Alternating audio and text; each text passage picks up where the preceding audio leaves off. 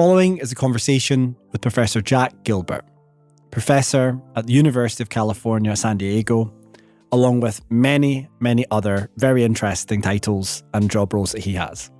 This includes co-founder of the Earth Microbiome Project, the American Gut Project, and also featuring in the very popular recent Netflix documentary, Hack Your Health. I'm here in Signature Sound Studio, San Diego, which is a famous recording studio globally. When I walked in, first of all, actually, it took me a long time to get in because it's very sort of inconspicuous and stealthy. But when I got in, I could see all these recording things on the wall from Blink-182, U2. I then went through to the actual recording studio where all these famous people record. So this whole setup's just been really awesome. And the podcast episode with Jack was also absolutely amazing. The team here have recorded thousands of podcasts and they said it was the most interesting one they've ever recorded. So kudos to Jack. I didn't really do anything. I just let Jack talk. He is a master of the microbiome. We covered all aspects of the microbiome, the ocean, the soil, how it could impact climate change, gut health, responses to drugs. We talked about the companies that Jack started.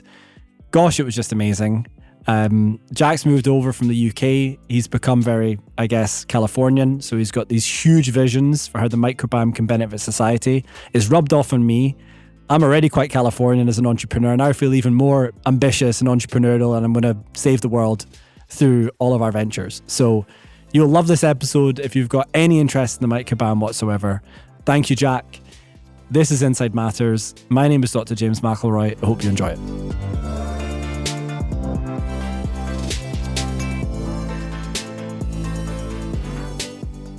At the time, it was, that was it. You know, how do we make our ships quieter? And that was MOD, right? So the British were like interested, how do we make our submarines quieter? Because if the surface is clean, the submarines are pretty silent when they're underwater, right? They've got really good at suppressing the noise coming from their engines. What the acoustic listeners are listening out for is the sound of the water vibrating over the hull. Oh, interesting. And if you've got, little biofilms of bacteria growing on it, those tiny little, micron, 2 micron scale things on the outside can cause these undulations, which acoustic listeners can hear. That's incredible. So they wanted to get rid of it. We didn't come up with a good solution, but we did a lot of experiments. But in the meantime, I did all this cool stuff looking at how bacteria change over time in the English Channel. So I basically, while working for a company, ended up doing a lot of academic research. Perfect. Yeah. And so that caught the attention of University of Chicago folks and Argonne National Lab folks, and they invited me to come over and start a center on it. And this was, the Human Microbiome Project had just kicked off. Yeah. So there's a lot of stuff going on. But it wasn't really, it really wasn't the same kind of vibe as it was now. Is there going to be another Human Microbiome Project, American Gut Project? Is there going to be something big happening again to try and go even further? Something big that we're running right now, yeah. So is that the 14 million grant you got with? Well, 14 million is just our portion of it. It's actually a $200 million program, and I'm the chair of the national consortium. Yeah. But it's it's called Nutrition for Precision Health. It's like I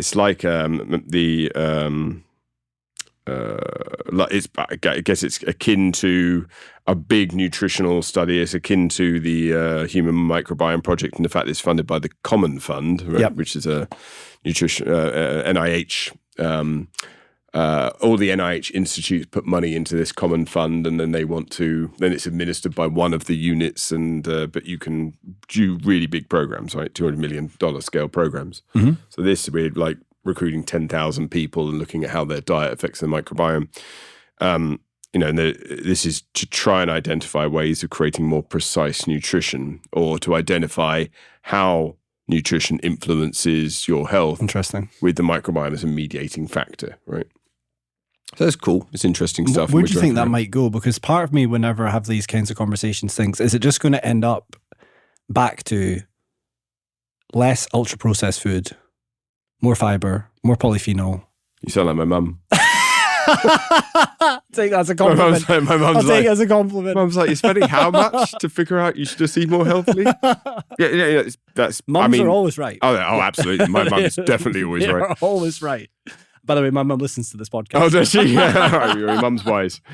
No, I mean, this is true, right?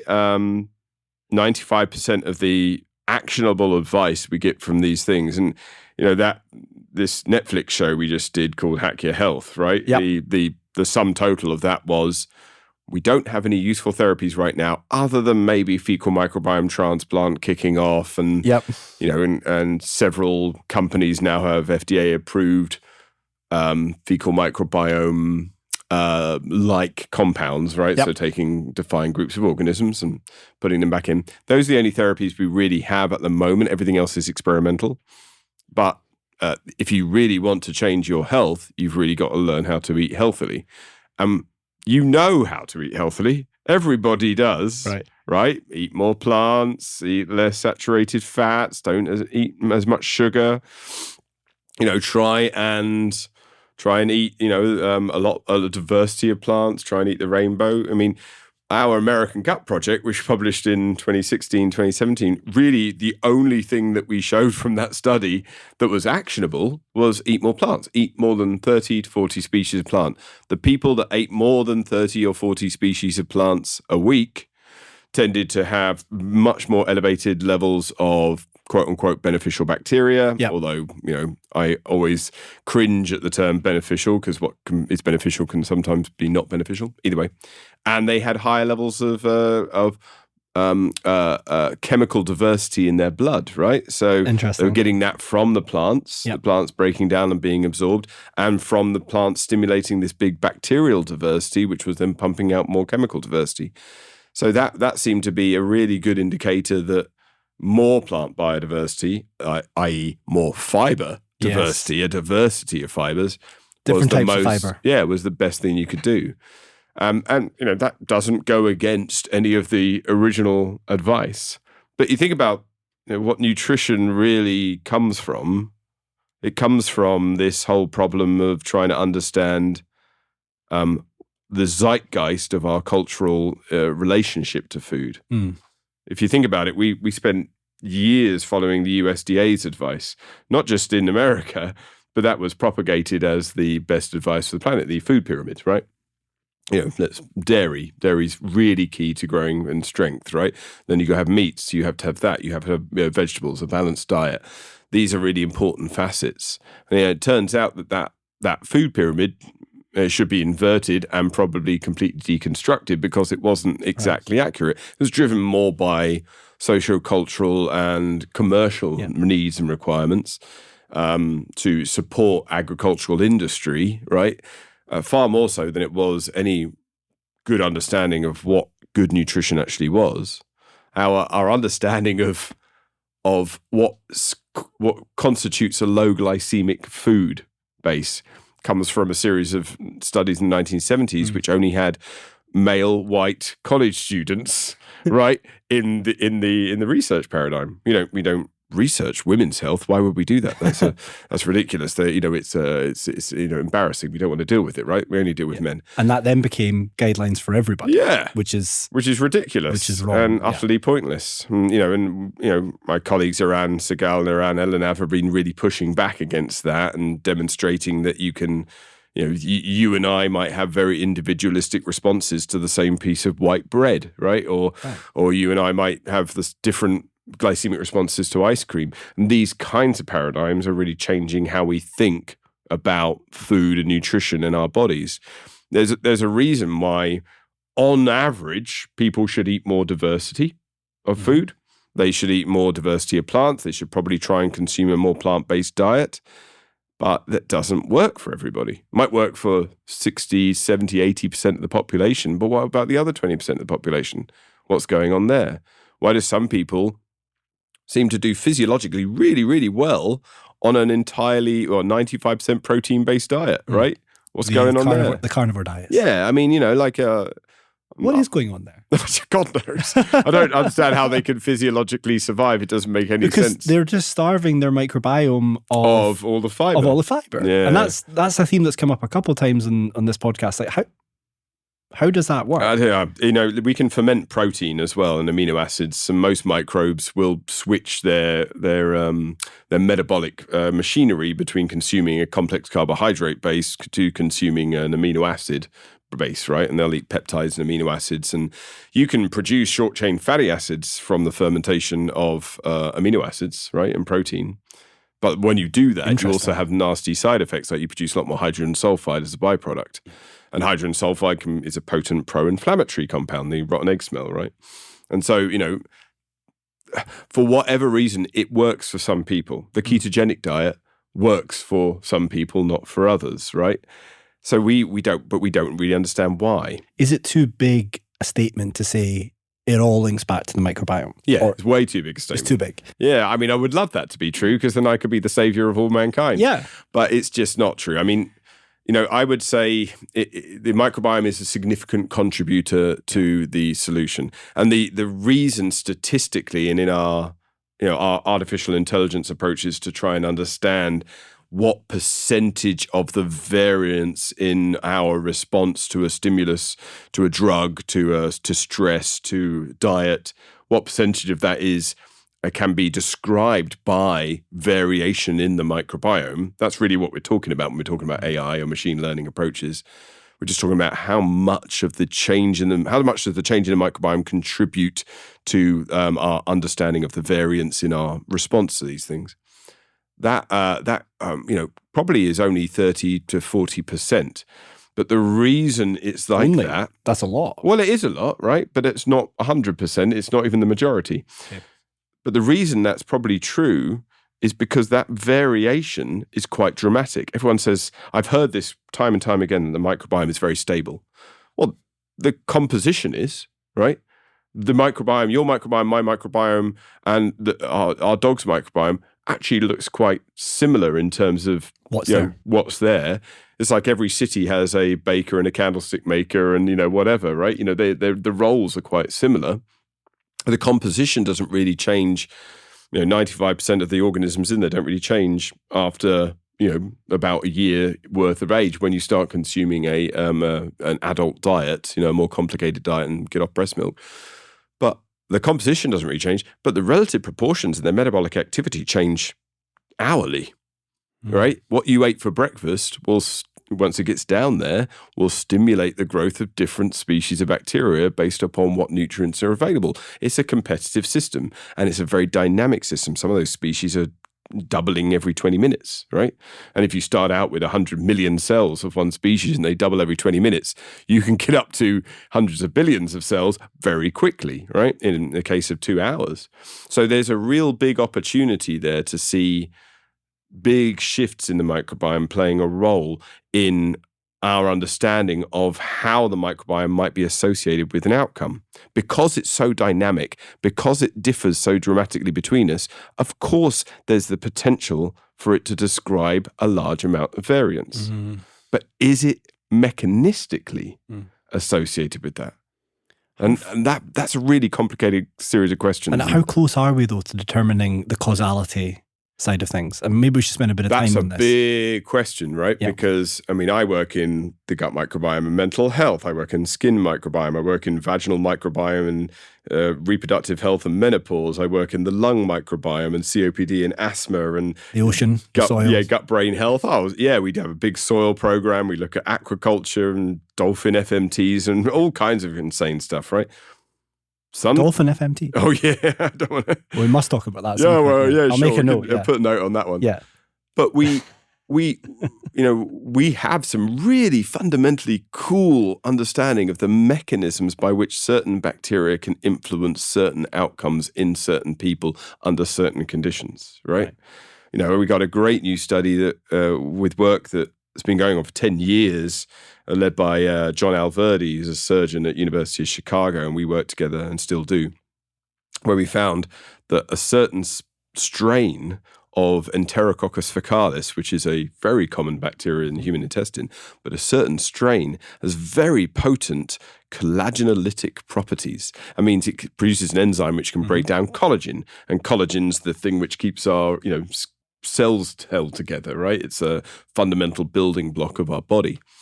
And when you have this bug in your gut, it can damage the gut lining and lead to production of polyps, or it can break down wound sites, and precancerous or cancerous polyps can break down wound sites and cause your gut to break open, causing leakage. It can cause physiological damage. And what promotes that bug?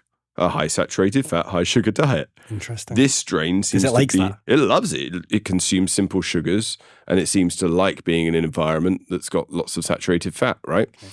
Okay. When we see people eating those foods, we see an increase in the abundance of this organism. When those people go into surgery, they are far more likely than people that aren't eating those things and don't have this bug to have surgical complications, to potentially develop cancerous polyps post-surgery. And this is because we understand the mechanism by which this bug damages the cellular environment and then triggers a cascade of processes in our body which lead to these outcomes. So if you give me a specific story, we can come up with very specific mechanistic processes. Mm-hmm. We found another cool one. This is my brain. It goes off on tangents all the time. But lactobacillus species that produce via their catabolism of an amino acid tryptophan, right, down to indole 3-acetic acid. And then when they produce this indole 3-acetic acid, this is a really potent anti-inflammatory compound. It interacts with our immune cells by a pathway called IL-22 pathway, which leads to a suppression of inflammation. And we've shown in animal studies that when you add this bug into an animal that has, say, lung tissue damage, these bugs will produce indole 3-acetic acid either in the gut or in the lung. Not entirely sure how that works, right? But we can put it in the nasal cavity of the animal. We know it gets into the lung tissue, but it also gets into the gut. And when we see that bug producing indole 3-acetic acid locally in the environment, it dampens down the inflammatory reaction associated with the damaged tissue and allows the cells to start to rebuild that damage. So in things like emphysema and chronic obstructive pulmonary disorder and asthma, this bug appears to be able to reverse the damage associated with those diseases. And we see it significantly elevated in people who in the guts of people who don't have asthma, for example, and significantly depleted in people that do have asthma. So there's a story there. There's a story building. There's lots of little examples like that, I guess, right, which seem to be really powerful, and you can link together a series of experiments from different settings. Precisely. But if we just sort of kind of elevate it up a little bit and talk about the whole field, I think one of the challenges we have is it's been hyped up so much that there's a huge expectation around the microbiome that's not yet delivered. Yeah. You talked about the 2 approved therapeutics, which is awesome. Our company's in phase 2. Hopefully we'll get there as well. And I hope there's bacteriocins, bacteriophage, cocktails of single strains, engineered strains, the full lot. But it's difficult now to convince people because the hype was so big and the output's not been big enough. So how do we get to the point in time where we can really understand kind of the true importance of the microbiome and which approaches are most likely to be successful for patients? I think that's the wrong question. No offense. Let me rephrase it for you and put it in context from my perspective. Hype is a very common zeitgeist of novelty, right? We saw it with gene therapy. We were going to sequence the human genome in the 90s. Craig Venter led that charge and got his genome sequence, got it out there and started to explore it. Then there was regulatory battles over, patenting genes. You couldn't do that. We are just about now, 30 years later, starting to see some movement, right, in gene therapies. It takes science, rightfully so, takes a long time to make things work, right? The stuff I did in my PhD was isolating bacteria in Antarctic lakes, weirdly. This is in the late 90s, early 2000s. In about 2001, in the year 2000, I isolated this bacteria from an Antarctic lake. I went and I found it had a protein which stopped ice crystals from growing. Wow. 22 years later, I went to my postdoctoral alum alumni event, right, to see my postdoctoral advisor because someone in the lab was retiring. Very prestigious event. He asked me to be his keynote speaker. I was very honored. And he told me this story of what happened to that research. It took 22 years, right? But over that 22-year period, we identified that this bacteria produces this enormous protein, which I thought was allowing it to survive freeze-thaw.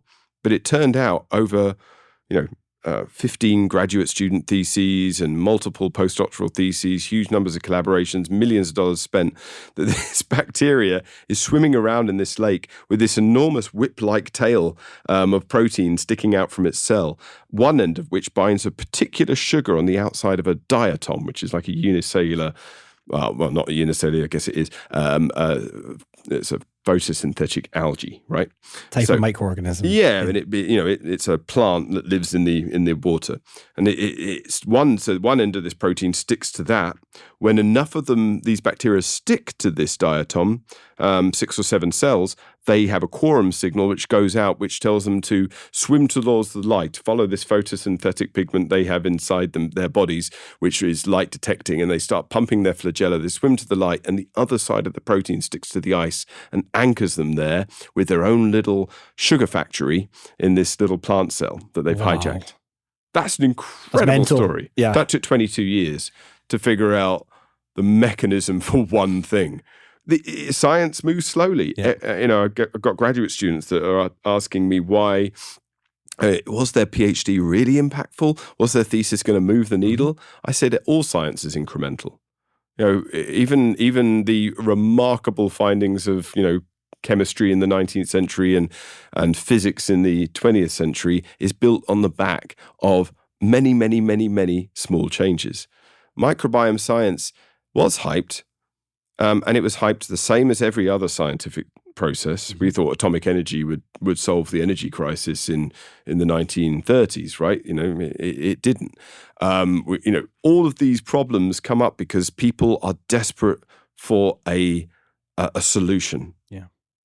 And I love that. I love that desperation because it does drive innovation. Mm-hmm. And when you hook onto something like the microbiome, which seems so easy, there's this forest of bacteria living inside your gut and you can actually manipulate, you can change it so much easier than your human genome and gene splicing and all these foreign terms which people don't understand, right? This makes sense. Probiotics, prebiotics, it's diet. I can do something about it.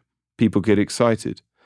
Science cannot get excited in that way. It has to move at the speed it moves at because discoveries take time and we have to add on data and we have to validate and we have to go backwards and forwards.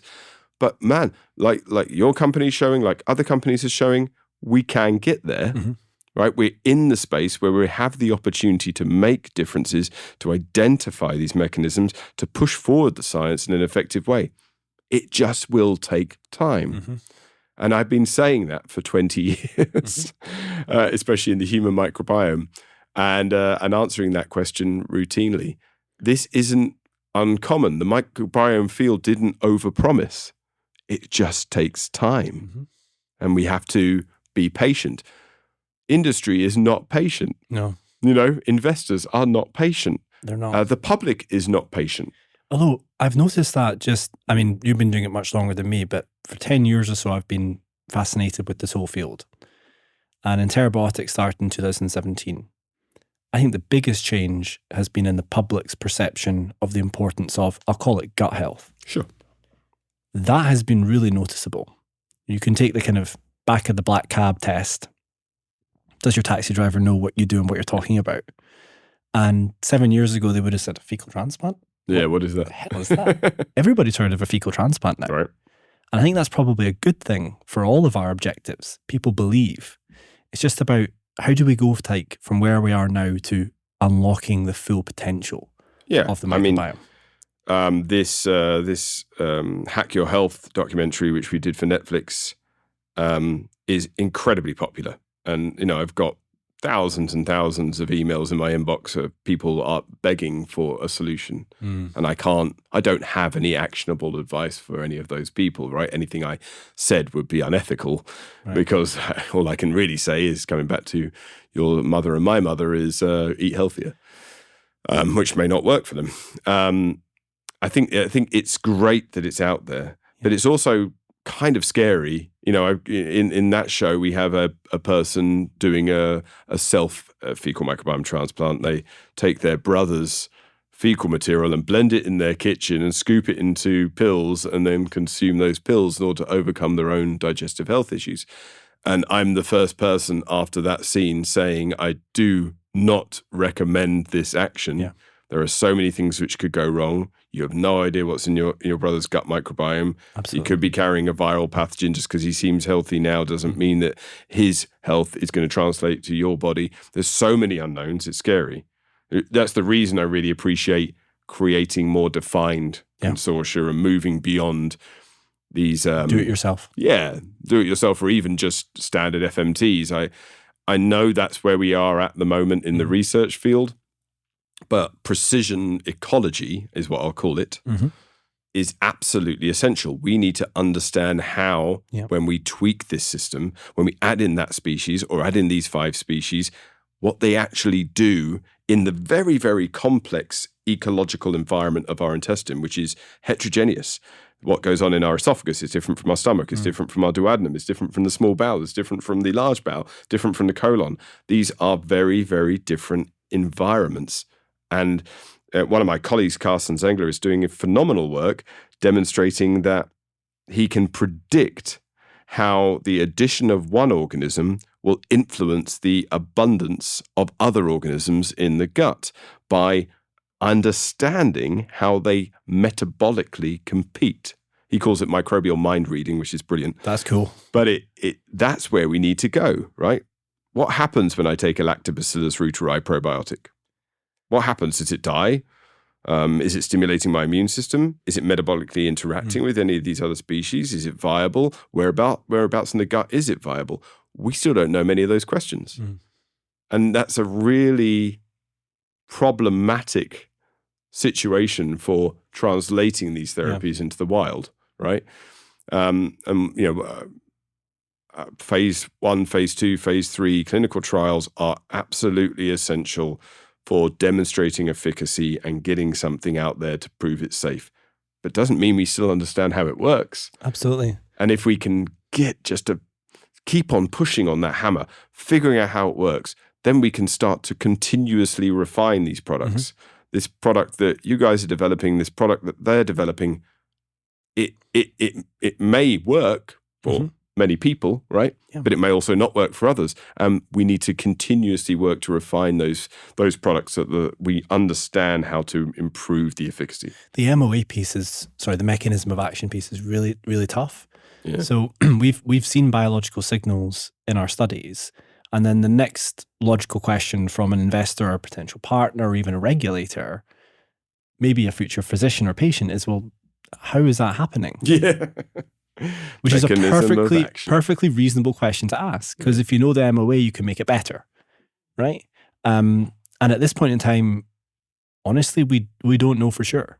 No. It's a series of potential mechanisms, and it's probably multifactorial, multimodal, insofar as it's probably not just one particular product of this particular microorganism's metabolism. It's probably the ecology. Yeah, and we suck at ecology. I mean, think about Yellowstone National Park and our attempts to, rewild it and put wolves back in. And now we think the wolves might not actually be working to stabilize park ecology in the way that we thought they were doing it, right? It's a mess. And every time human beings have attempted to manage natural ecological systems, we have, ostensibly failed. Our best practices have been to let that system alone, isolate it, and stop human interference. Get the humans away.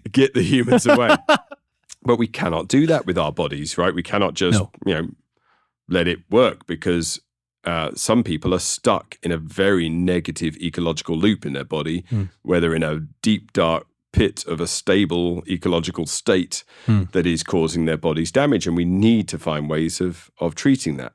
But it is ecology. Sue Lynch and I have delved deep into this and trying to understand how ecology and ecological theory shapes our understanding of human microbiome research. And it's a really important point to push on, but very hard to understand. Really, when I was doing background reading in anticipation of this, one of the themes that came through is you've looked at lots of different microbiomes and lots of different areas, different ecologies. What have you learned about the parallels and the commonalities between, for example, the gut microbiome and the ocean microbiome? Yeah.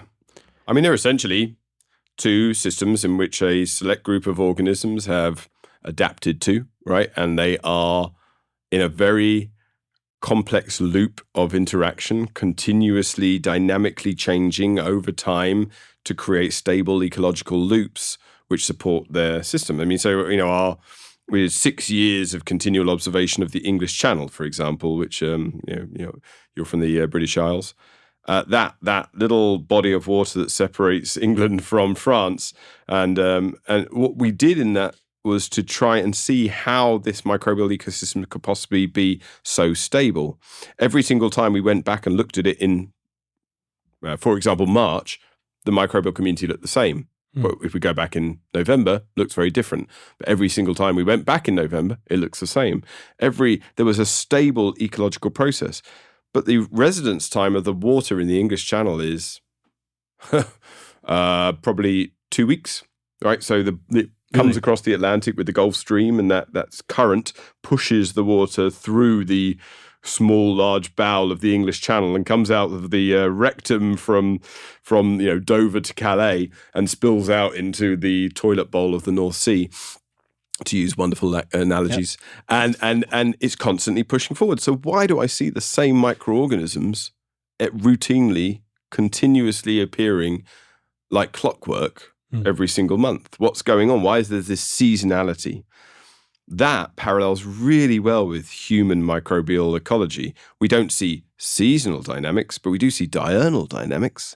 We see that our bodies and our diurnal mechanisms that change hourly throughout the day impact the microbiome in very, very predictable ways, right? So, and diet plays a very significant role in mediating the differences.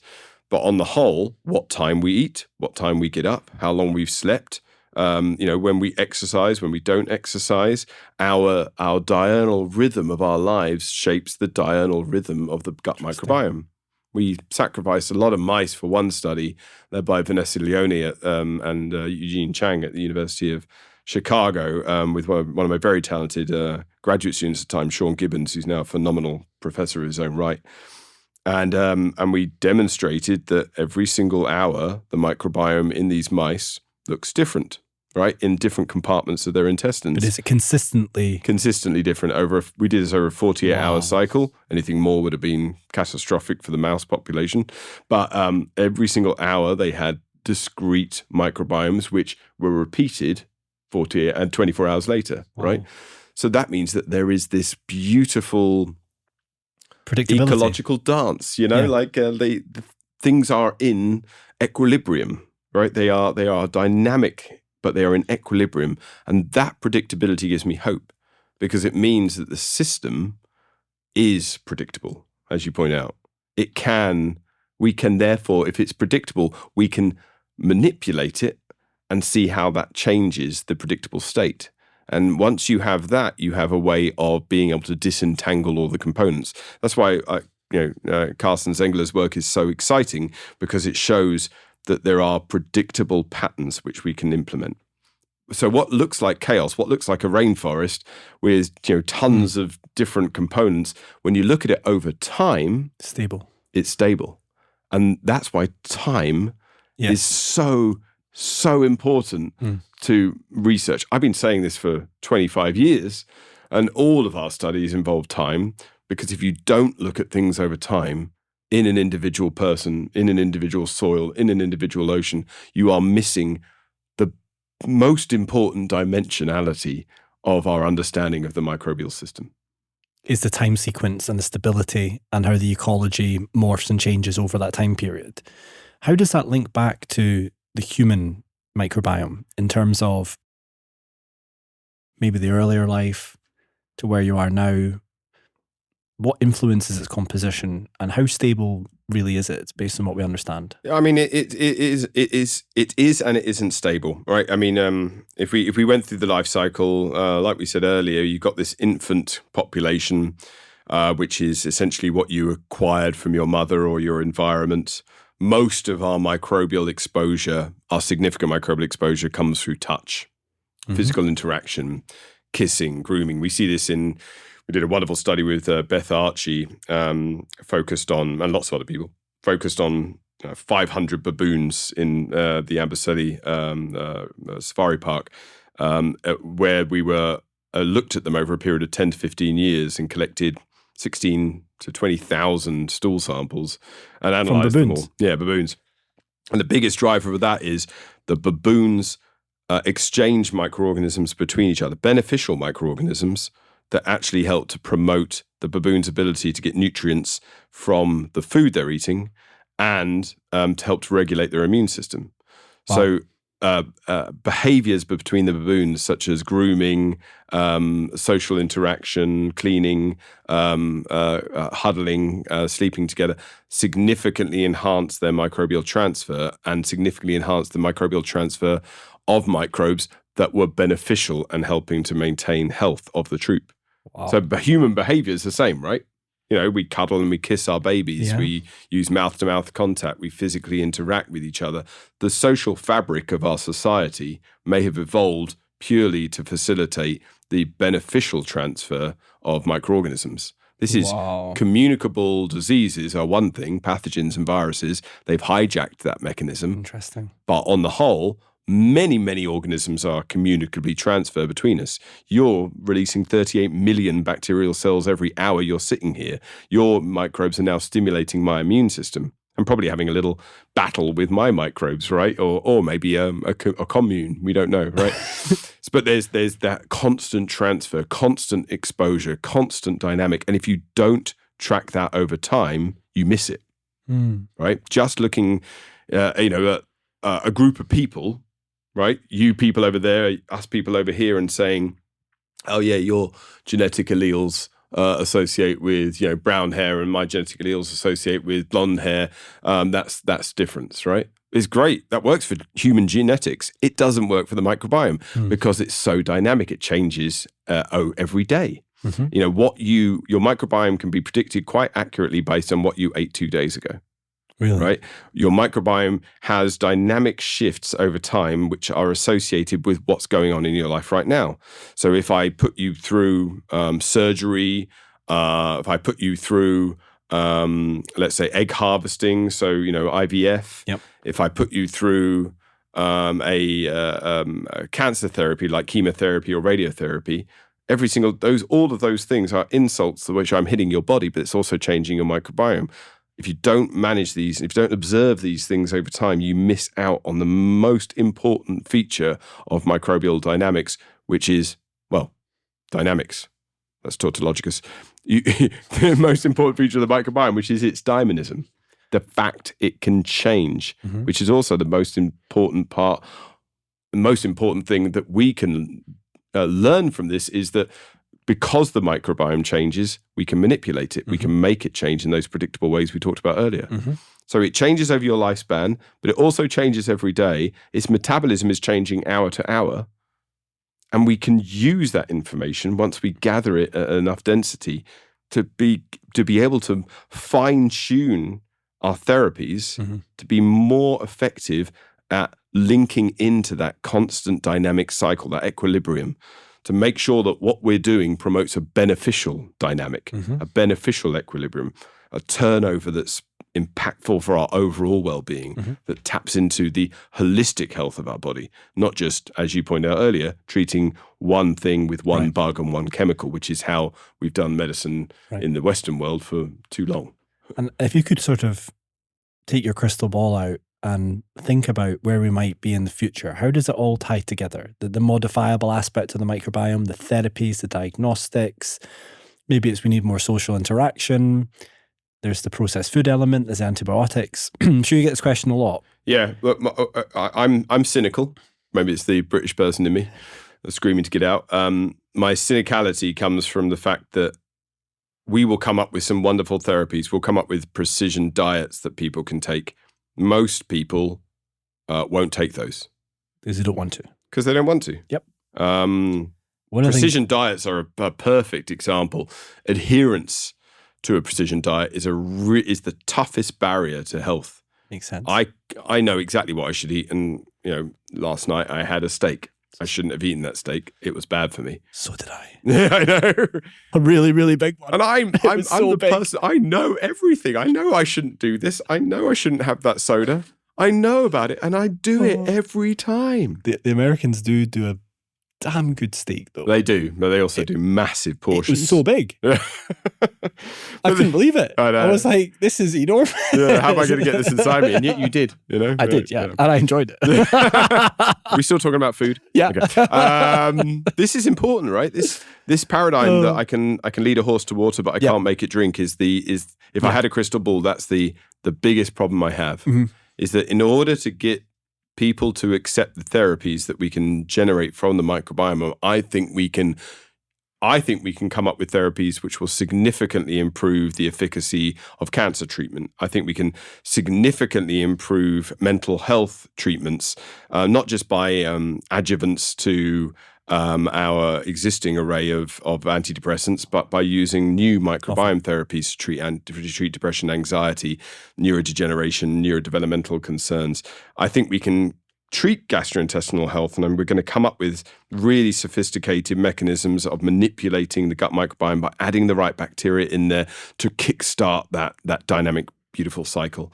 I think we'll treat lung diseases and immune diseases, and we'll be much better at treating, symptoms of menopause and enabling women to have better reproductive health, and identify brain fog and why people have these concerns, because they are real and they are existing, and we can figure this out. And I think the microbiome is a really important part of that discovery and questioning. But I can't make people take the therapies, and I cannot make people eat the right food, right. And I can't do that. So we do need medicine. We do need to package these things up in a way that our culture will accept.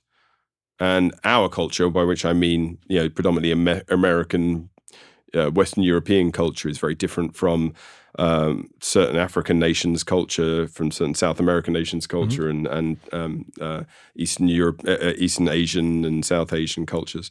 So, cultures differ, but our entire culture as of the last 100 to 200 years has been, give me a solution. Give me a pill. I want a pill. Want a pill now. Yeah. Give me a pill and make it go away. I want a pill. Yeah.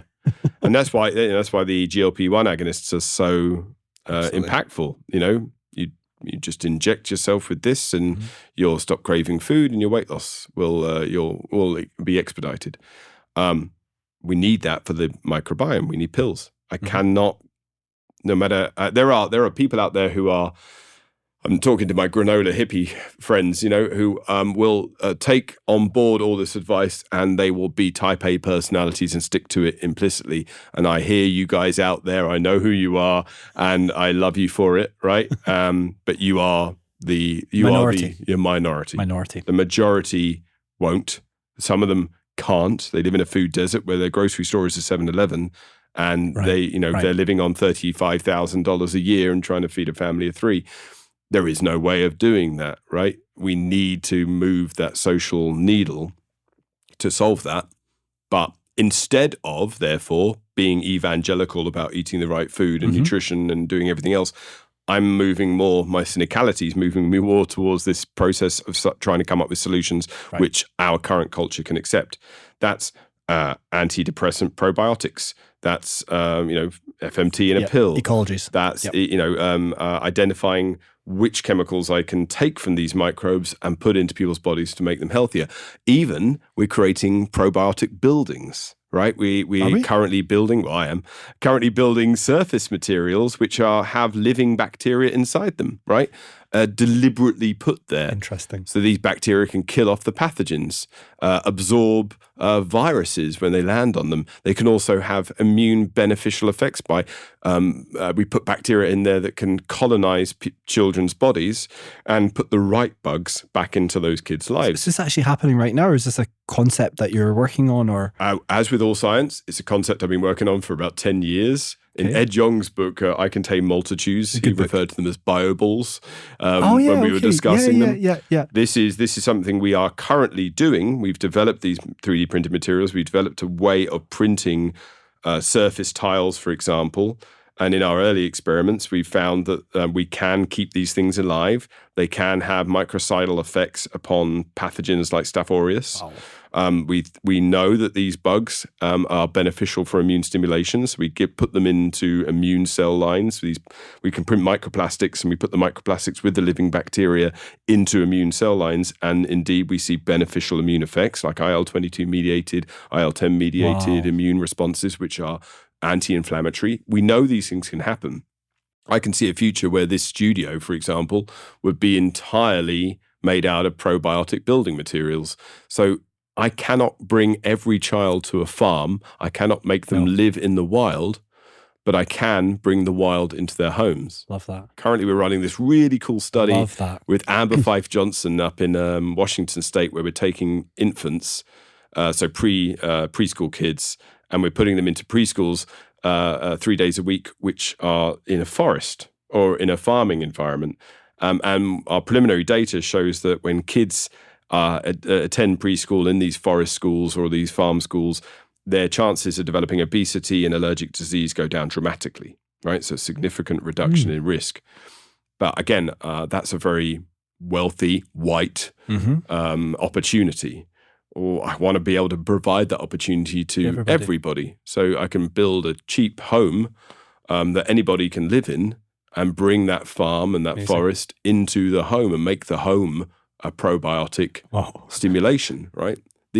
I'm cynical, but my cynicality is creating innovation in my mind, which says, okay, I can't make the world perfect. I can't make everyone eat the right food. I can't give everybody the right upbringing.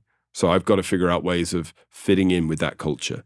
One slightly tangential question, but it's all tied in. Has moving to the West Coast of America, where there is this kind of impossible is nothing, let's just give it a try, we're fun to blue sky ideas attitude, had any impact on... Man, that's America. This is the reason I left England. It's America, isn't it? This is what we talked about before I came. But I'm hearing you talking about a probiotic building.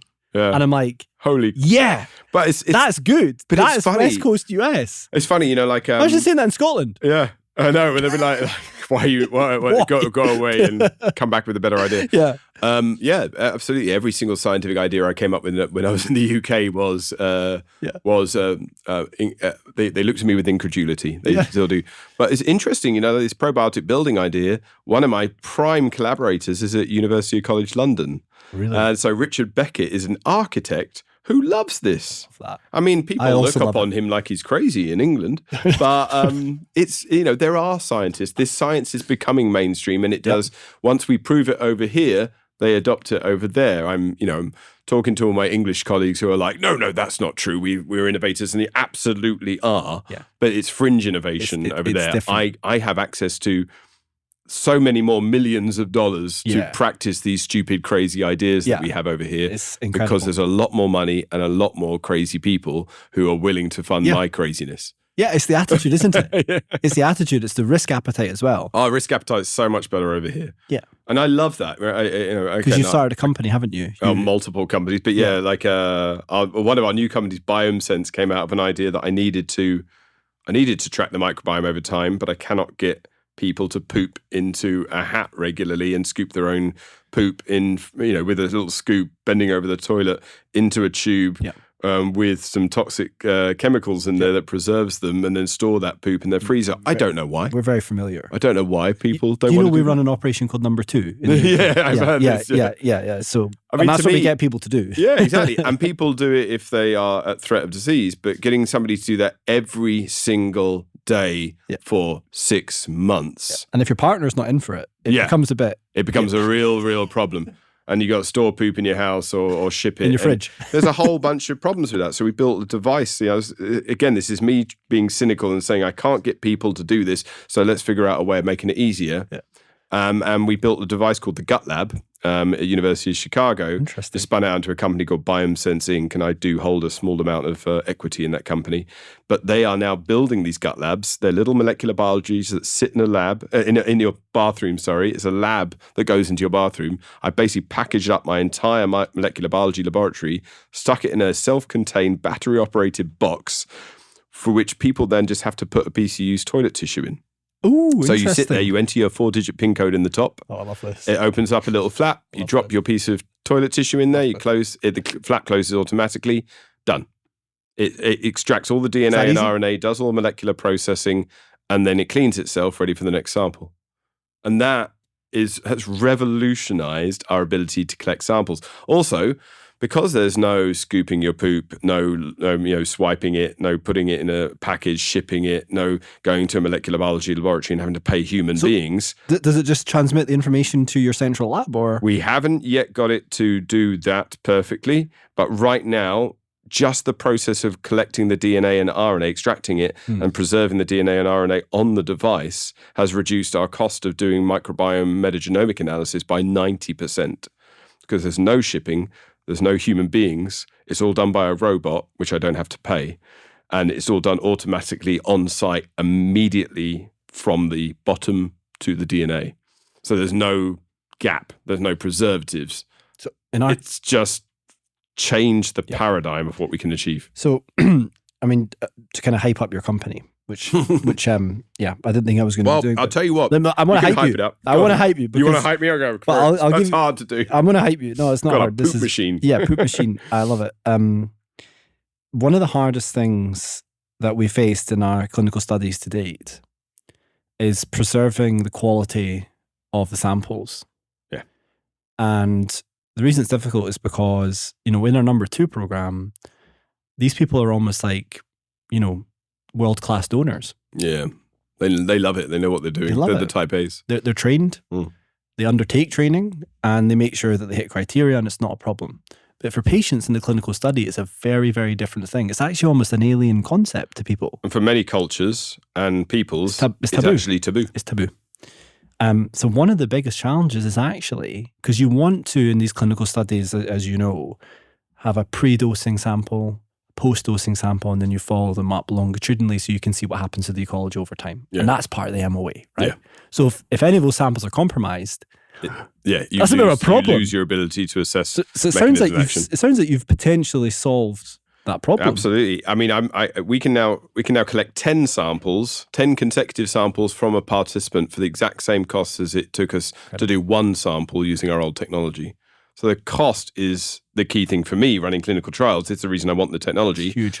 And we got a clinical trial we're starting this month where we're taking people with serrated polyposis syndrome or familial polyposis. This is precancerous colorectal cancer. Mm-hmm. And we're putting them, they come in for their 6-monthly colonoscopy to look for polyps. And afterwards we put them on a green Mediterranean diet, plant-based diet for 2 weeks. But we are collecting every single stool sample from each one of those participants for 8 weeks.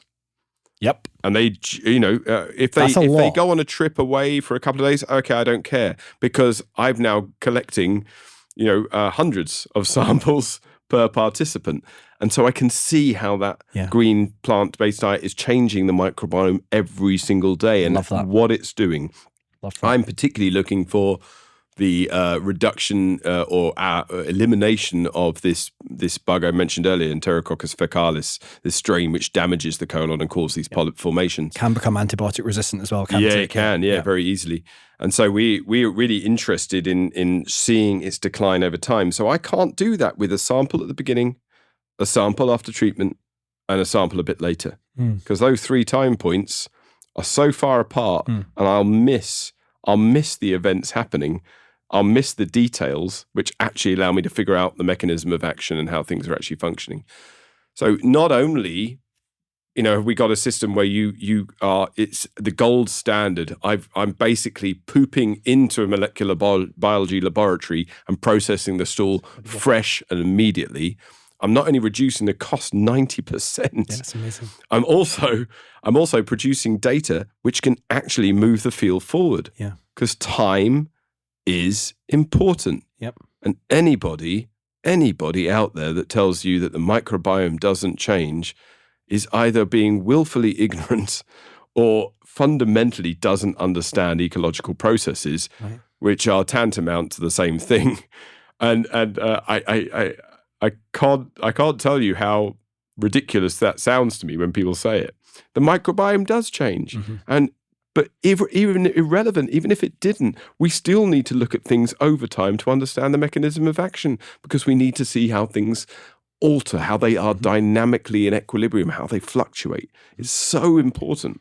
What stage is the technology sort of being deployed into 3 clinical trials right now? So our nutrition precision health cohort, a group of the participants which are going through our phase, module 3, module 2, module 3 trials right now, where we're domiciling individuals and we're putting them through 2 weeks of controlled diets and monitoring everything about them. Every single stool sample from those participants over a 6-week period will be collected using the GutLab. The GutLab's also being deployed into our polyposis trials right now to collect every single sample for 6 weeks to 8 weeks, I think, in those populations to understand how green Mediterranean diet influences the cancer risk. We're partnering up with the iSpy network, which is the largest breast cancer network in the world, to understand how women going through treatment for example, lumpectomy, followed by IVF to do egg harvesting, followed by chemotherapy, how the microbiome actually mediates the efficacy of those treatment responses. And we found bacteria using that study that predict the efficacy of IVF treatment. Women have to go through IVF treatment multiple times normally in order to get their eggs right. We found a bacteria that we think if you add it back into a woman's gut up to a week prior to IVF treatment will significantly improve the chances of IVF success. Wow. So it's not a lottery anymore. Are you starting a company on that one as well? Yeah, I don't know. I'm not. I don't. Maybe we can talk. I could, but I have too much to do as it is. But wouldn't that be kick-ass, right? Of course that'd be kick-ass. Biosense is taking all this data and coming up with all of these mechanisms of action and identifying these new therapeutic opportunities, because we now can see how things are changing. It's not like I've got one sample before IVF, because in half the women, that bug doesn't show up. Interesting. It's quite rare, and it fluctuates up and below and above the level of detection in our assays, right? So now but when we look at a bunch of women and we look at it over time, we see it popping up. But there is, and that one is entirely predictive of IVF success. So think about that. We've got to start a company. Okay, yeah. I'm in. I'm not as entrepreneurial as you. I just want it. I want these things out 3 there. company so ideas written down, by the way. Right. I mean, seriously, I'm not joking. I can tell you what they are: Eficalis bacteriocin removal, the women's health one, and then utilizing your kind of gut on a chip, lab on a chip in sort of more commercial CRO settings. So there you go. We should spend more time together. I'm coming to San Diego. You'll grow your hair when you come to San Diego. I had short hair like you. I came here and look what's happened to it. This is what happened. You've become San Diegan. I know, man. It's crazy. So if I could sort of take us back to where we were, like when you first got started, could you maybe pull out some of the key learnings that the field has kind of undergone together between then and now for the listener? Like, what are the kind of big things that we've learned together? I think, the field has developed in terms of its application of technology. A lot of that's been driven by my colleague Rob Knight, who's a phenomenal experimental designer and really good at bioinformatics and statistical approaches as well, and very, very fastidious. He makes me look like a lazy scientist. He makes us all look like, he's at University of California, San Diego. But he's entirely driven to create precision treatments, precision molecular biology approaches, right? Mm-hmm. And so he's done an incredible amount of work to advance the field in terms of our ability to generate high-quality data, right? We did that through the Earth Microbiome Project, through the American Gut Project, and various collaborations. But he's been the key driver in that field. You also wrote a book together. Yeah, Dirt is good. Which I want to talk about too. It's a questionnaire guide. We asked everybody to give us questions, and we answered them in a book format. And the unfortunate side effect is you would get a bunch of scientists to answer questions, and we're like, potentially, maybe, possibly, probably. In this context, in that context. Yeah, exactly. And everyone's like, oh, well, what's the answer? I said, well, I don't know. It's really frustrating. But see, I like the book. It's really good. If you want to learn more about probiotics, it's highly effective. Yeah.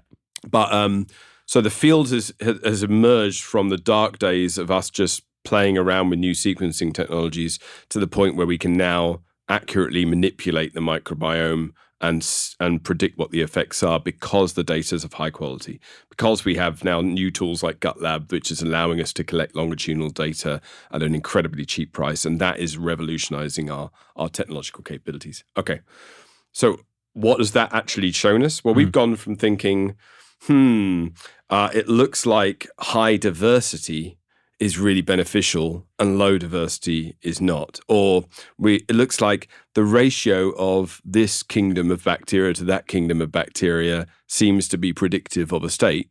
Statistically, those facts were true, but they're not actionable, and they couldn't help us move to mechanism of action. At the bench right now, where most of the research is being done, we can now identify mechanisms of action in a very, very discrete way. It took us 20 years, but we can now do it, right? And we are slowly but surely pushing that kind of technological advance out into the industrial sector through startups, through IP licensing that allows those technologies to get out there and be useful. But the biggest driver, the biggest shift in the in microbiome science has been in technology, and that still needs to be improved. Okay. Right, we're not at an apex yet. We haven't even got started, in my opinion. We're so much more stuff. We've just developed a new tool. So this is technology again that came out of Carsten Zengler's lab. He's another innovator that no one's ever heard of, but he's a phenomenal scientist. Carsten and his team developed quantitative metagenomics approach. So using standard tools built a way of predicting very accurately the cellular abundance. That's the beautiful word. You're in California now. No, I'm in California. Nothing's impossible. Exactly. Sorry. Backtrack. Exactly. I thought that was really hard. Yeah, it was really hard. But now we can predict, and we are deploying this into our nutrition precision health program, $200 million program for the NIH with 10,000 people. We're now doing quantitative metagenomics, and Rob took that protocol and has applied it to quantitative metatranscriptomics. So we can now predict the cellular abundance of every single microbial feature in our data set, whether it's the gene or the genome that's assembled from that metagenomic data, whether it's the transcript that comes out of the RNA-seq. We can now tell you how many cellular units of that were present in the sample. That's a big step forward. Epic leap forward from just to sort of compositional, proportional percentages to absolute abundance in terms of the number of cells of that bacteria which were present. The audience for this podcast is very well read for the most part, but some of them will be kind of more lay people. No, if Dave's listening, he doesn't know what he's doing. So yeah. If we could I know, I can hear you, Dave. If we could sort of like maybe elevate it or sort of not dumb it down, but simplify it a little bit. I think what you're saying is for this technology where you crush up all the DNA, you sequence it, and then you use computers to piece it all back together again like a jigsaw. Currently actually, what's available is we can tell you what's in there and we can give you a little bit of a view on how much of it is in there, right? Yeah. But what we're seeing now is it's more like if you look at the money markets and you were to say this country spends 2% of its GDP on XYZ and this country spends 5% of its GDP, that's where we've been at the microbiome level. But if you look at the 2% of the GDP of America versus 2% of the GDP of Somalia, they're very, very, very different numbers. Yep. Right? And that's where we're moving to. You can't understand the economy of a country unless you quantify the movement of the money.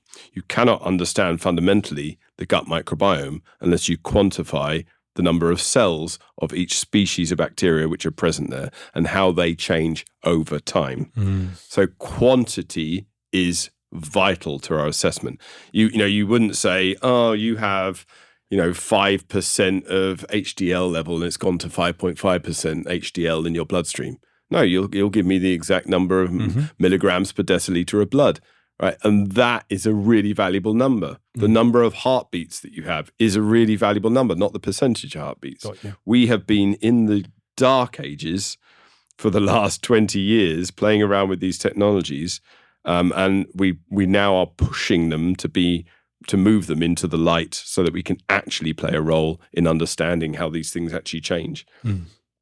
And what does that mean for the future, do you think? We can do more studies and get better mechanism of action prediction. I can now predict the mechanism of action much more accurately because I'm able to say, okay, when I look at this person who has chronic diarrhea, if I analyze them over time, if I was able to spend a lot of money and analyze them over time, I'd see that the diarrheal episodes are associated with a 3-fold increase in the absolute abundance of this particular species of bacteria 1 week before the diarrheal episode.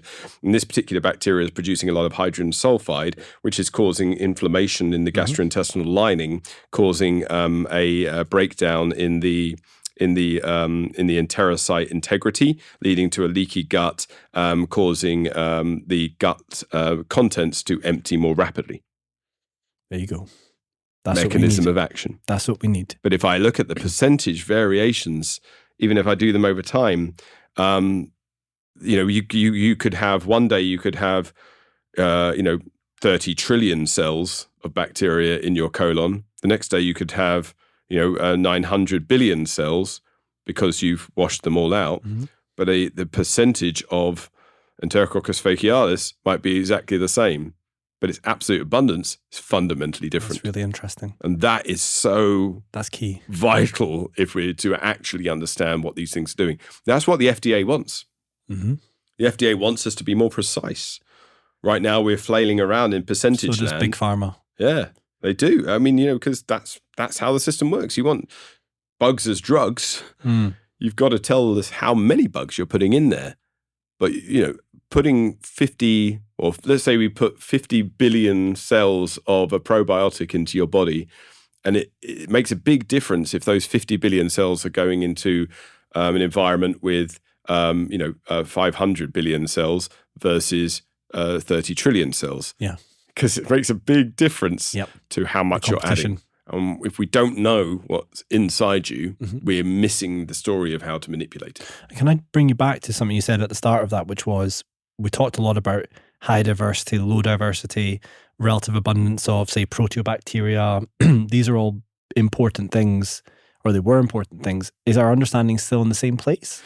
Diversity, to be perfectly honest, we are taking baby steps into this new quantified world, quantifiable biology. And so I cannot tell you at the moment if those paradigms will be overturned. Really? What I can tell you, I'll tell you that I suspect they will. What our preliminary data shows is that some of them are fundamentally wrong. We're looking at the wrong species of bugs. If you want to use them as indicators of health, maybe that's okay, right? Because they are just numbers. But if you want to use them to figure out if that organism or those two organisms are important causal factors for health or disease, then it's fundamentally wrong. So it's probably a move away from profiling diversity between case and control, which is what we did a lot of, right? And it's more about the actual specific microbes. And what they do, and how we can change that looking forwards into the future. Some element of that. How they interact with each other and how they interact with our bodies. So it's ecology. Who knew? It's ecology. And does that also apply to the marine land? Absolutely. The soil? Absolutely. We got a new whole soil health program we're starting up, working with members of the Kumeyaay tribe here, especially the Sikwan band. And who are they, sorry? The Kumeyaay tribe? The Kumeyaay tribe is the nation. Well, it's a nation of 13 or 14 tribes in San Diego County, 18 if you consider the whole nation moving into Mexico. They're the original owners of this land. We sit on unceded land of the Kumeyaay Nation, and they are the elders that look after this environment for us. And they are incredibly invested in the health of their soils, of their people, right? As all people are. but they are looking at new ways of exploring how to regenerate, indigenously regenerate the health of their environments that have been degraded by our culture's imposition of industrialized agriculture on their people, right? And so we are highly invested in trying to support their activities by trying to take some of these new technologies, quantified metagenomics, longitudinal observation, to empower them to create regenerative agricultural practices that can actually improve carbon sequestration to help the entire planet, and also allow them to enter the carbon credits market. Oh, I have an entire another piece on this if you want. I'm kind of keen. Let's hear it. Yeah. So this is really important. If we can weaponize microbial ecology to improve carbon drawdown into the soils of our planet, we can play a major role in addressing the carbon dioxide pollution in our atmosphere, if you will. Can't really call it pollution, but it is. We reached a record numbers this year of 430 parts per million of CO2, and we run the Keeling curve at Scripps Institution of Oceanography, where I'm the deputy director, with the son of the original Keeling, Mr. Ralph Keeling now, Dr. Ralph Keeling, who is who's continuously monitoring our CO2 levels, now up to above 430 parts per million. We're at a tipping point. Our oceans have absorbed enough energy, equivalent to about 3.2 billion nuclear weapons going off. That's how much heat energy has been absorbed by our oceans. They're at a tipping point. We need new technologies. We need to apply them right now and test them on the fly. Build this plane while we're flying it to stave off the catastrophic effects that are about to happen in climate change. We're already seeing the tip of the iceberg, but it's going to get really bad way faster than we thought. I'm getting goosebumps because this freaks me out. Yeah, I can see that. We're talking not 20, 30, 40 years in the future. We're talking over the next 2 to 3 years, we're going to start to see such catastrophic changes in our weather patterns and climate disasters that it's going to dwarf all of our little petty complaints that we have about the rest of the world, and it's going to happen really quickly. We're literally that's at the apogee. We're at the apex of our tipping point right now, and there's bugger all we can do about it. We're now in resilience and protection mode. Therefore, we're going after improving the health of our soils, making our cropping systems more resilient. I can't change that. That's happening. So I'm going to do what I do with everything else, with my probiotic buildings and taking bugs as drugs. I'm going to make the soils more healthy, more resilient, make our cropping systems, our food systems more resilient to these epic changes which are going to occur. I'm going to try and make our coastal systems more resilient, more able to survive the extreme threats. And these are like temperature changes which impact on the ecology and things die. Ocean acidification is reaching epic levels, causing mass die-offs. Our aquaculture systems and our fishing systems are about to experience major catastrophic failures. Our agricultural systems are going to become so fragile that if we don't do anything, that we are not going to be able to feed ourselves. So we're going to have mass starvation and huge migration issues, not little problems where we have to close down the border for a few days. We're going to have migration waves crossing the planet, and it will be going in multiple directions, which nobody's expecting. This is a major, major, major problem, right? Our energy infrastructure, our food infrastructure, our entire economy is going to be impacted. So we need solutions now. We need solutions that we need to start applying them on the fly. It's now time to put away the experimental toolkit and just start playing around with it, because we've got literally nothing to lose. If there was an alien invasion coming in 5 years, and you knew the aliens were going to wipe us out, think about Cixin Li's three-body problem kind of books. If that was happening, the entire global economy would be shifted towards figuring out ways to fix that problem. Of course, 100%. We need to do that now. Yes, we need to support human health. It's really important, but the environmental health is key.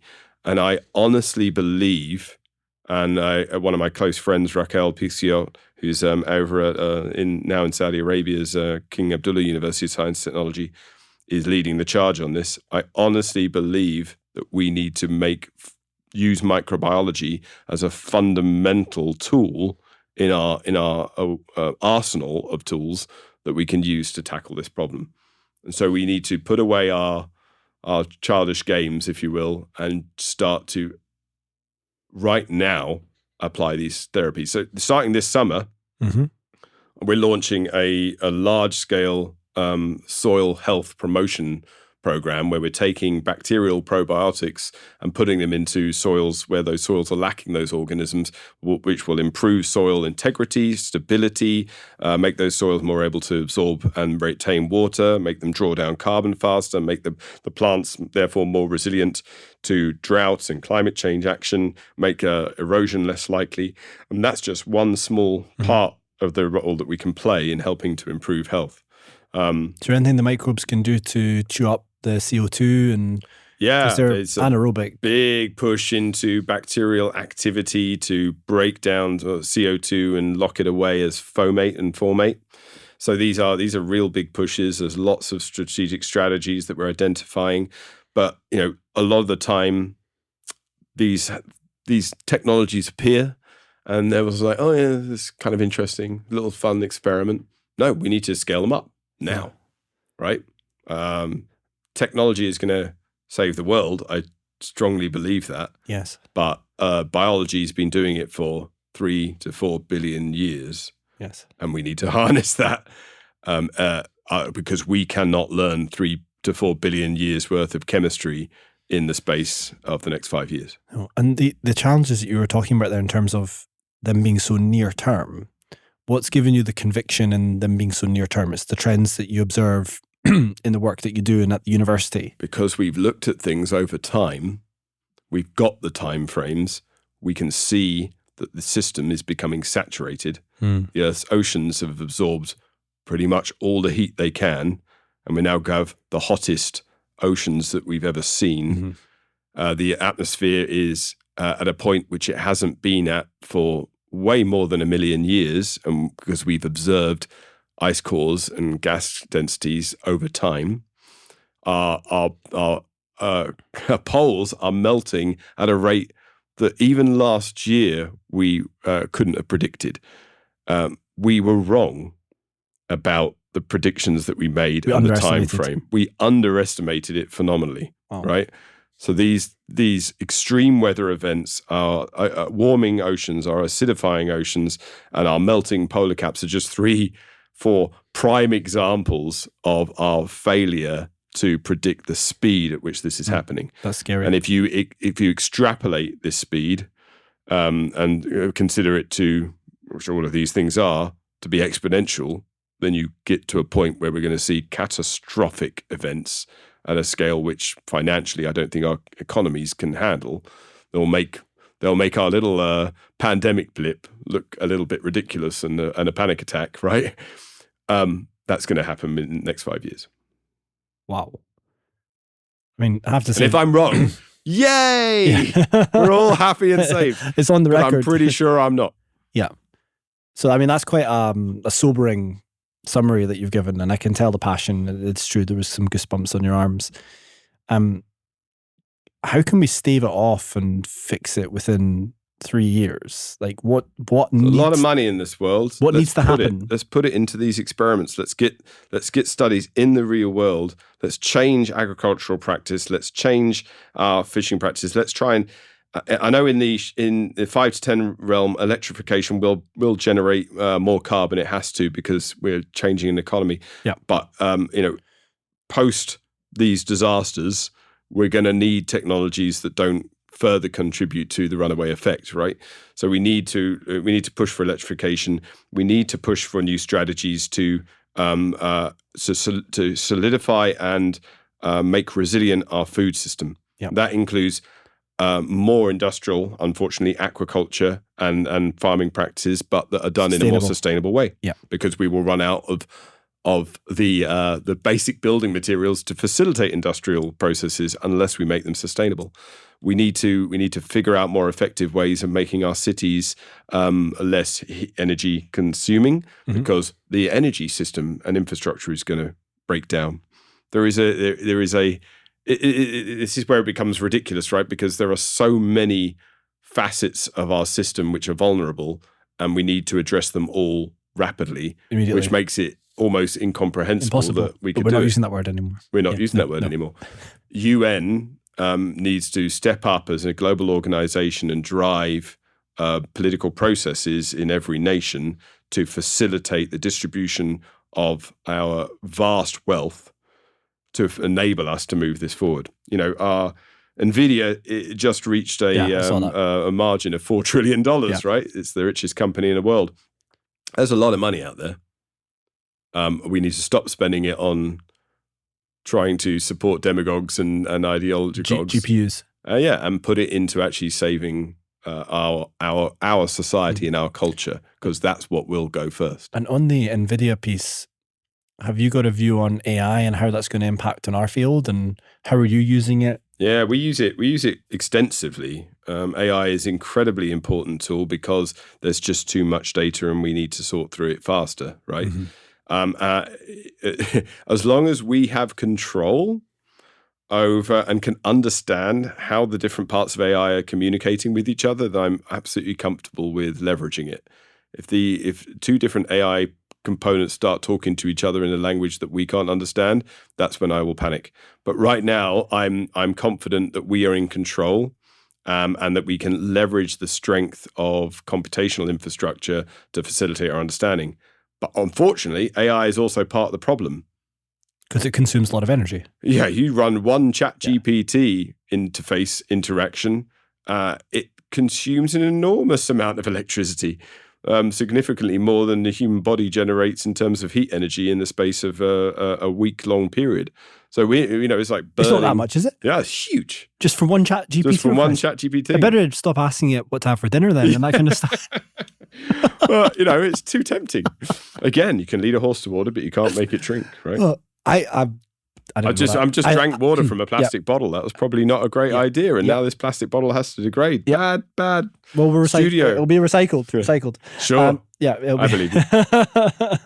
ChatGPT is really addictive though, because it's so addictive. I love it. It's incredible, right? Yeah. And its capability is, even since the first version that I started using, it's exponentially improved. Mentally improved, yeah. And I'm an editor-in-chief of a journal, a microbiology journal, and we have continuous concerns about people's use of AI in generating language, but I really don't share those concerns. I think it's any way that we can improve our ability to communicate, I think is a really, really powerful strategy. Humans need to learn how to communicate better, because through communication, through our social fabric, we will survive and we will transmit our culture and we will support each other, right? That's the only way it's going to work. Communication is essentially the reason we are the species we are. Absolutely. And ChatGPT can help that.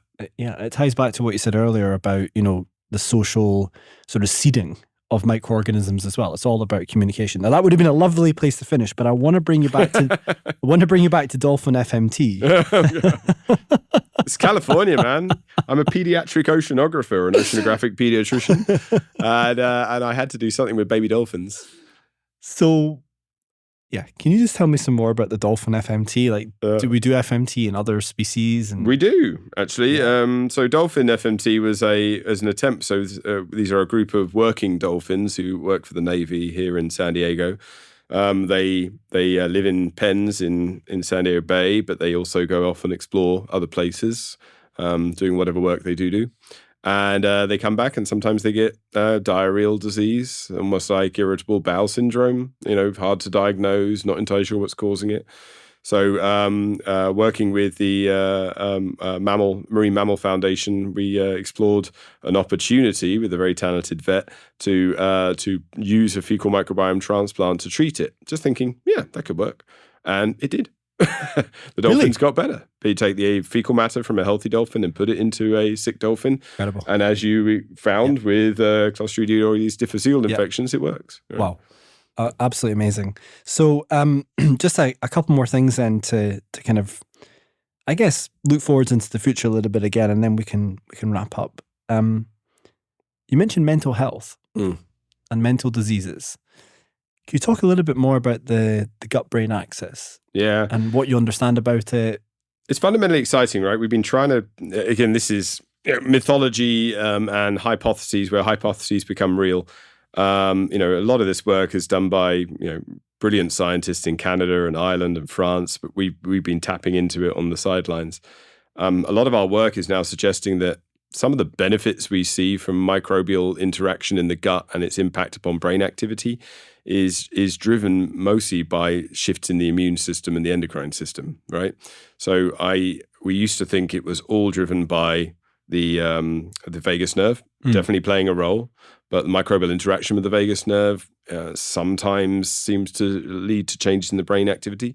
A lot of it seems to be driven by the immune system. So, for example, we took the microbiome from a quote-unquote depressive model rat, that we use as a model of depression, and transplant it from the microbiome of a rat that doesn't show depressive-like symptoms in our clinical in our preclinical behavioral trials. And you take the healthy rat's microbiome and you transplant it into the depressed rat's microbiome, you get a systematic shift in brain inflammation, in the chemical profiling, in neurotransmitter levels. And that appears to be driven by microbial modulation of the immune system in the gut. So I hypothesize, therefore, that, this is work that was a hypothesis that came from one of my brilliant postdocs, Beatrice Penalva Banabe, who's at University of Illinois, Chicago. And what she demonstrated is that immune regulation of the hypothalamus pituitary gland adrenal axis, HPA axis, is potentially leading to shifts in cortisol levels in the bloodstream, which have feedback mechanisms on overall physiological and psychological stress. Mm-hmm. And so this demonstrates that immune regulation in the gut does play a fundamental role in shaping mental health by altering brain chemistry through systemic inflammatory responses. So it's the microbes in the non-depressed, non-anxious animal had some sort of immune system modulating effect in the sicker animal that reverted them to normal, and vice versa. Precisely. And work we've done with a company called Holobiome, which came out of research that we did with Kim Lewis at Northeastern University. And the CEO is actually the postdoc who ran the program. Love that. Phil Strandwitz, very, very brilliant scientist, right? Yeah. So that's demonstrated you can take some of these organisms, which are highly abundant in people who are not depressed and virtually absent in people who are depressed. And when you add them into our models, it can treat depression to the same efficacy as ketamine, which is a very potent antidepressant. Wow. So we're publishing that work right now. It's amazing. Interestingly, some of these organisms work just as well when they're dead, which promotes our ideology that this could be driving immune system changes. The immune system still recognizes its morphology, even though it's not alive. Well, maybe it's not morphology, but maybe some of the proteins and maybe some of the lipoproteins and glycoproteins that are present on the outside or maybe even on the inside of the cell are stimulating immune responses, which lead to almost the same level of antidepressant activity. So that points to the fact that some of these bacteria are regulating immune responses in the gut and shaping brain health. Independently of anything they produce as metabolites. They're dead. So they better not be producing anything. Unless they're being consumed by something else. Oh, interesting. Which is then pumping out something. This is the problem with ecology, right? Yeah. But we can do this in germ-free rats and we see a similar response. So that's the only organism, but germ-free rats are a terrible model because they are. Well, they're germ-free. They're germ-free, but they're just so weird. They're like, they have so many different features which don't make sense because their bodies have never been exposed to microbes and their bodies are evolved to be exposed to microbes. And that's why dirt is good. Dirt is good. So we've been going for, I think, an hour and a half plus. I'm very happy with the content we've got. I think it's been awesome. Cool. I can tell by your reaction it's been awesome. So, for anyone that is interested in the microbiome, this is going to just be absolute gold. Oh, so brilliant. Wanted to, Just say thanks. My ramblings turned into absolute gold. I wanted to say thanks very much for coming on this podcast and for coming in person. Yeah, and thank you. You know, we've been going for a couple of years now, and over the last 6 months, we've started to see our metrics kind of really, really shoot up. And I'm hoping that continues. And I think this episode's really going to help because you're very high profile, and well, this episode's just been awesome. So thanks so much. Yeah, I just love talking about ideas. Yeah, I really appreciate it.